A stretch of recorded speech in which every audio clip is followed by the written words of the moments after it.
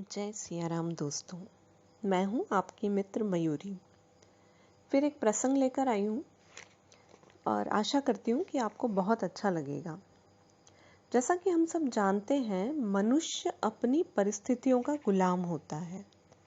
परिस्थितियां भाग्य से मिलती हैं। अच्छी परिस्थितियां सौभाग्य के लक्षण हैं और बुरी परिस्थितियां दुर्भाग्य के लक्षण हैं। दुर्भाग्य जब जन्म लेता है तो मनुष्य को अनेक विपरीत परिस्थितियों का सामना करना पड़ता है।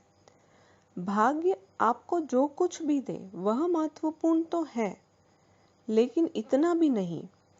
उससे भी बड़ी महत्व की बात यह हो सकती है कि आपको भाग्य से जो मिल रहा है उसे पाने के बाद भी उसे चुनौती देते हुए अपने आप को ऊंचा उठाने में संलग्न हो जाइए। हार मानकर बैठना उचित नहीं है। अपने पुरुषार्थ अर्थात अपने कर्म में कोई कमी नहीं आने देनी चाहिए, लेकिन पुरुषार्थ में बल तभी आएगा जब उस कर्म के साथ प्रार्थना जुड़ेगी। तो आगे बढ़ने का संकल्प हमेशा मन में दोहराना चाहिए। जैसा कि हम सब जानते हैं कि दुनिया में हमारे जितने सहारे हैं बहुत देर तक टिकते नहीं हैं। सबसे बड़ा सहारा उस प्रभु का है। हम भगवान का सहारा अनुभव करते हैं क्योंकि वो हमें दिखाई नहीं देते। जैसे कि मान लीजिए कि अनुभव कीजिए, जिस समय आपके अपनों ने साथ छोड़ दिया हो या आप कहीं पर अकेले खड़े रह गए हो, तो उस समय वह कौन सी शक्ति थी जिस शक्ति ने आपको बुझने नहीं दिया। आपके अंदर से फिर भी कोई आशा की किरण चमकती रही और आपको लगा कि किसी न किसी तरह से हो सकता है आपका कार्य पूरा हो जाए। कोई व्यक्ति परेशान है और बार बार कहता है कि बेटी की शादी करनी है, एक प्लॉट रखा हुआ था उसके लिए बेचूंगा। अवसर सामने भी आ गया। जिन लोगों पर भरोसा था कि वो पैसे दे देंगे, जिन्होंने बड़े बड़े वायदे किए थे, वह भी इनकार कर गए। अब मैं अकेला रह गया हूँ। सोच में पड़ा हूँ कि क्या होगा क्या नहीं होगा। व्यक्ति निराश हुआ खड़ा था।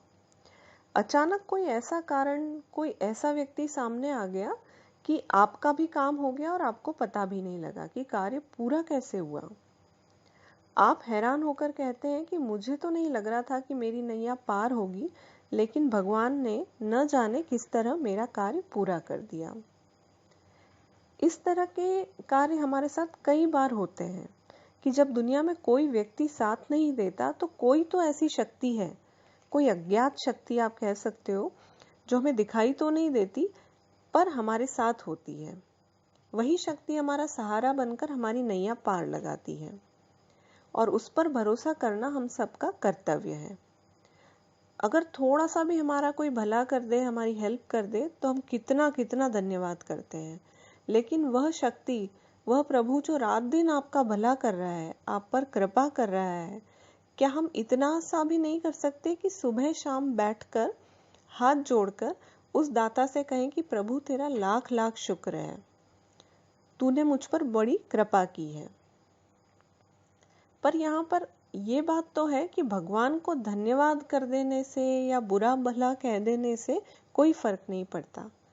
वो हमारी प्रशंसा या निंदा के लिए बैठा नहीं है। ये फर्क किसको पड़ता है? यह फर्क हमें ही पड़ता है।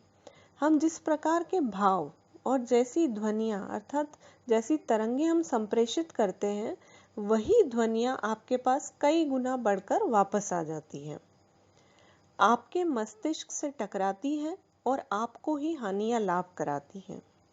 अगर आप अच्छे शब्द निकालेंगे तो आपका भला होगा, बुरे निकालोगे तो भी आप ही के ऊपर असर होगा और बुरा होगा। यहाँ पर भगवान के ऊपर कोई असर नहीं होगा।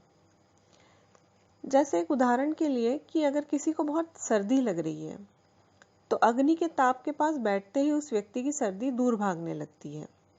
और अगर कोई व्यक्ति गर्मी से परेशान है तो हम कहते हैं कि बर्फीले पहाड़ की ओर चले जाओ। पहाड़ के निकट गए तो गर्मी भाग गई और आपको शीतलता मिलने लगी। आपने पहाड़ से कहा था क्या कि आपकी ठंड मुझे दे दो, या जाड़े में अग्नि से कहा कि तू अपनी गर्मी मुझे दे दे? जैसे ही आप अग्नि के निकट गए, अग्नि का जो स्वभाव था उसके अनुसार उसने अपनी गर्मी दे दी। और बर्फीले पहाड़ के निकट पहुंचे तो उसका जो स्वभाव था उसने अपनी शीतलता आपको दे दी। इसी तरह चाहे कोई व्यक्ति अच्छा हो या बुरा, उसके निकट आप पहुंच गए तो उसे अपने स्वभाव के अनुसार अपनी गर्मी या सर्दी देनी ही होती है। इस तरह भगवान के निकट आप जाएंगे तो भगवान उसे अपना आनंद ही देगा। अब आप कैसे जाएं यह आप सोचिए, कौन सा मार्ग अपनाएं यह हमें ही सोचना होता है। कई बार हम संसार में इस तरह से उलझ जाते हैं, परेशान हो जाते हैं कि हमें कोई रास्ता नजर नहीं आता सिवाय भगवान की प्रार्थना की। तब हम प्रार्थना करते हैं कि हे प्रभु, मुझे रास्ता दिखाओ, मैं सुलझ जाऊं, उलझू नहीं, आवेश में और आवेग में अर्थात जोश में या क्रोध में आके अपने आप को गिराऊं नहीं और सोच समझकर शांत रहकर इन जीवन की समस्याओं को सुलझाऊं। यहाँ पर एक मुझे बहुत ही अच्छी एक कथा, तो मैं क्या कहूँ, एक प्रसंग है महाभारत का, जो महाभारत की पुस्तक में दिया हुआ है, वह याद आ रहा है। बहुत प्यारा प्रसंग है।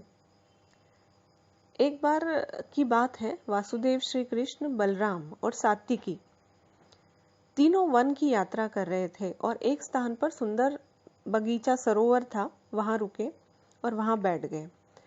शाम हो गई, चारों तरफ हिंसक जानवरों की आवाजें आने लगी। तीनों ने निश्चय किया कि 2-2 घंटे के लिए एक व्यक्ति पहरा देगा और बाकी लोग सोएंगे। सब अपने अपने हिसाब से कार्यक्रम बनाकर लेट गए। पहरा देने के लिए सबसे पहला नंबर आया सात्विकी का। सात्विकी ने कहा, मैं जागता हूं, आप लोग सोइए। शेष दोनों सो गए। थोड़ी देर बाद सात्विकी ने देखा कि कहीं से गुड़गुड़ाहट की आवाजें आ रही हैं। सामने बरगद का पेड़ था, उसके ऊपर से शायद किसी हिंसक जीव की आवाज आ रही थी। सोचकर वह आगे गया और देखा पेड़ पर एक राक्षस बैठा हुआ है। सात्विकी को देखते ही राक्षस छलांग लगाकर नीचे आ गया। नीचे आते ही उसने सात्विकी का गला पकड़ा और 2-4 बुरे भले शब्द कहे। उसने घूंसा चलाया तो उसने भी इधर से लात चलानी शुरू कर दी। 2 घंटे तक दोनों लड़ते रहे। उसके बाद सात्विकी राक्षस को धकेल कर सामने सरोवर में फेंक आया। तत्पश्चात बलराम को जगाया और बोला कि अब आपकी बारी है, आप जागो, मैं सोता हूं। पर सात्विकी ने कुछ भी नहीं बताया कि उसे कोई राक्षस मिला था और इस तरह से उसने लड़ाई की। तभी बलराम जी उठे, इधर उधर टहलने लगे। सरोवर के किनारे पहुंचे तो जैसे ही सरोवर के किनारे पहुंचे तो पीछे से राक्षस ने आकर उनकी गर्दन पर हाथ रख दिया और छेड़कर दूर खड़ा हो गया। बलराम पीछे घूमे तो उनके सामने आकर फिर प्रहार किया। 2 घंटे तक बलराम भी लड़ते रहे। ये तो लड़ते लड़ते थक गए, बट राक्षस का आकार बढ़ता गया। राक्षस की शक्ति कम नहीं होती और बढ़ती जाती थी। बलराम बड़े घबराए कि यह कैसा राक्षस है, जितना लड़ता जाता है उतना ही उसका बल बढ़ता जाता है, इसकी शक्ति तो और बढ़ती है। उन्होंने भी एक तरीका अपनाया, उठाया, दिया धक्का और पानी में फेंक दिया। और जब देखा कि उनके भी 2 घंटे पूरे हो गए हैं, अब कृष्ण की बारी है, तो उन्होंने सोचा मैं सो जाऊं और वासुदेव श्री कृष्ण को जगाकर बोले, अब आपकी बारी है, आप पहरा दीजिए। अब श्री कृष्ण ने उठकर देखा कि बड़ी सुंदर ठंडी रात है। रात का सौंदर्य चारों तरफ बिखरा पड़ा है। इन पेड़ों के ऊपर से छनती हुई चांदनी से उनका मन बड़ा प्रसन्न हो रहा था। लेकिन तभी उन्होंने देखा तालाब से निकलकर राक्षस ने उनके कान के पास आकर अपना हाथ ले जाकर जोर से कान मरोड़ा। श्री कृष्ण जैसे ही राक्षस का हाथ पकड़ने की कोशिश की तो उसने उनके गले के पास हाथ लगाया। भगवान कृष्ण ने दौड़कर उसके हाथ पकड़े और कहा कि तुम तो बहुत ही भले आदमी मिले हो, तुम्हारे जैसा मजेदार आदमी हमने देखा ही नहीं, लगता है कोई दोस्त हो हमारे। राक्षस जोर से हंसा और कहने लगा, मैं तुम्हारा दोस्त कैसे हो सकता हूँ। तो श्री कृष्ण बोले, तुम अपना काम छोड़कर हमारे काम में सहयोग करने जो आए हो। तुम सोच रहे हो कि कहीं मुझे आलस्य ना आ जाए, नींद ना आ जाए, बैठे बैठे मैं ऊब ना जाऊं, तो दोस्त बनकर मेरे साथ मस्ती करने आए हो। कभी गुदगुदी करते हो, कभी हिलाते डुलाते हो। चलो आलस्य भागेगा, तुम्हारे संग ही थोड़ा समय बीतेगा। जैसे जैसे राक्षस करता था, कृष्ण भगवान भी वैसे ही करने लगे। उसके साथ हंसते खेलते रहे। थोड़ी देर के बाद देखते हैं कि राक्षस का बल घटने लगा और घटते घटते स्थिति यह हो गई कि वह छोटा सा मक्खी जैसा हो गया। तब श्री कृष्ण ने उसे पकड़कर अपने पीले कपड़े के कोने में बांधा और सरोवर के किनारे बैठकर ध्यान मग्न हो गए। सूरज की पहली किरण निकली। इधर ये दोनों भी जागकर खड़े हो गए और कहने लगे, अरे आप तो बड़े शांत बैठे हुए। रात को इस तालाब में बड़ा भारी राक्षस था, इस वृक्ष पर बैठा था और उसको मैंने सरोवर में फेंक दिया था। जब दोनों ने यही बात बताई कि देखो मुझे कितनी चोटें भी आई हैं, पर तुमने क्या किया?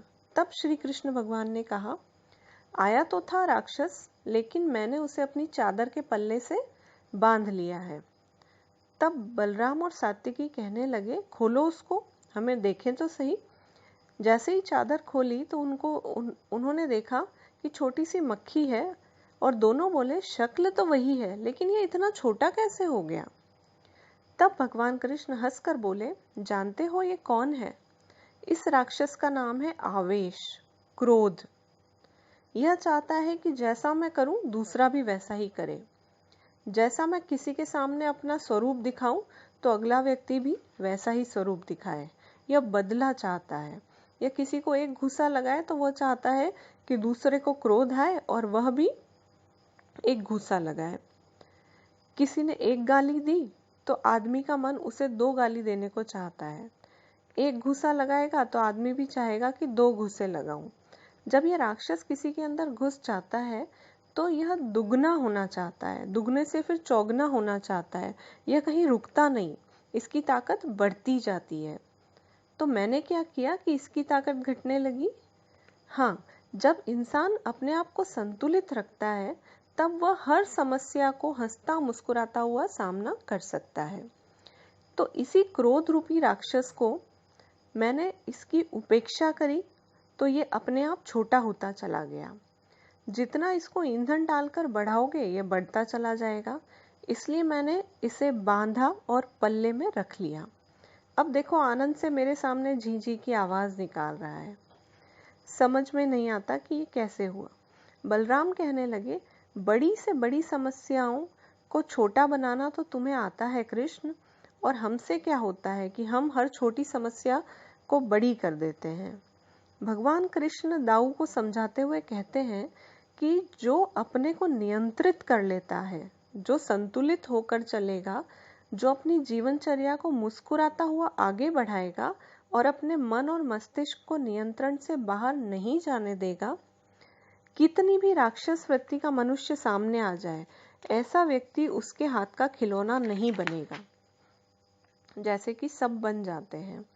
हम सब लोग अपनी परिस्थितियों के खिलौने बने हुए हैं। हर परिस्थिति हमें जैसा चाहती है नचाती है, जैसा चाहती है दौड़ाती है और हम दौड़ रहे हैं। परंतु जैसे ही हम अपने अंदर नियंत्रण ले आते हैं, अपनी बुद्धि को नियंत्रित करते हैं, धीरज रखकर चलते हैं,